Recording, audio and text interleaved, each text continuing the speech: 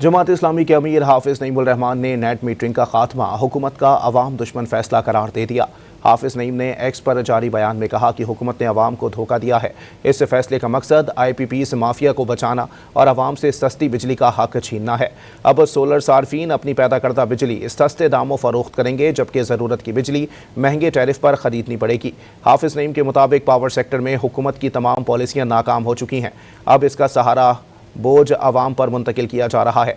जमात इस्लामी हुकूमत और नेपरा के इस फैसले को मुस्तरद करती है। जमात इस्लामी के अमीर हाफिज नईमुल रहमान ने नेट मीटरिंग का खात्मा हुकूमत का अवाम दुश्मन फैसला करार दे दिया। हाफिज नईम ने एक्स पर जारी बयान में कहा कि हुकूमत ने अवाम को धोखा दिया है। इस फैसले का मकसद IPPs माफिया को बचाना और अवाम से सस्ती बिजली का हक छीनना है। अब सोलर सार्फिन अपनी पैदा करदा बिजली सस्ते दामों फरोख्त करेंगे, जबकि ज़रूरत की बिजली महंगे टैरिफ पर खरीदनी पड़ेगी।